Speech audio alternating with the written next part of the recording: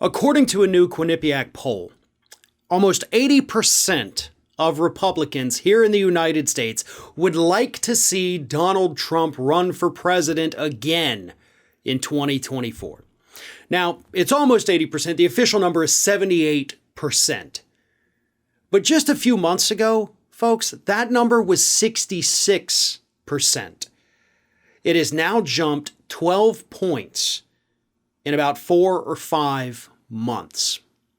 That is a huge jump in support for the former president. And I think a lot of this has to do with the fact that once Donald Trump left office, there's always that, lingering horror of what the man did. But as the months tick by, people forget. People move on. People kind of have a way of changing their own memories of how bad things were, looking back and saying, well, maybe it wasn't all that bad. And that's why you do see these bumps. It happened with George W. Bush. His image has somehow been completely made over into being not that bad, especially compared to Donald Trump, even though he was probably worse by most measures. But that's what's happening right now. And this is exactly the kind of poll that Donald Trump needs to, one, boost his own confidence, and two, to possibly go ahead and throw his hat into the ring for 2024, choking out any potential Republican challengers. So this is a dangerous, very bad news poll. Until, of course, you start looking at the other numbers. And the big number is 58%, because that is the number of independents here in the United States who do not want to see Donald Trump run again. And those are the people, let's be honest, who are really going to decide the next presidential election.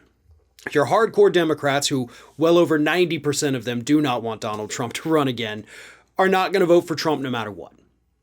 Your hardcore Republicans, who almost 80% want Trump to run again, they're going to vote for the Republican no matter what. It's those independents, right? Those people who don't know where they stand on issues.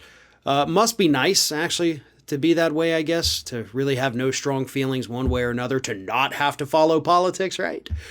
But a majority of them say no.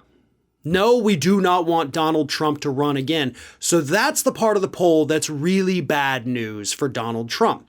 You cannot win an election here in the United States when you have a majority of independents who do not like you. And that's the problem that Donald Trump is facing now. But he's not going to focus on those numbers. As long as he has the Republican support, he is likely to run again in 2024. Of course, assuming that he's not in jail or otherwise unfit to run for president again. But I think another part of this is that we have to start taking a Trump run very seriously. I know a couple months ago I had said, I'm not worried about Trump running again. I didn't think he was going to run again. That's changed. I will happily admit that I've changed my opinion on that, definitely. And I think it's incredibly dangerous for Democrats if Donald Trump does choose to run again. His base is going to feel emboldened. They're going to show up in greater numbers than they did in 2020. Democrats, on the other hand, and this is why I'm actually scared of another Trump run, they've got to start delivering for the American public. And if they can't do that, which it's looking like they're not going to be able to really do that, then they're in trouble, not just in 2022, but beyond that. We're watching in real time this complete dysfunction of the Democratic Party. And those are things the public's going to remember because the Republicans are going to continue to hammer that into the American public in the next couple elections.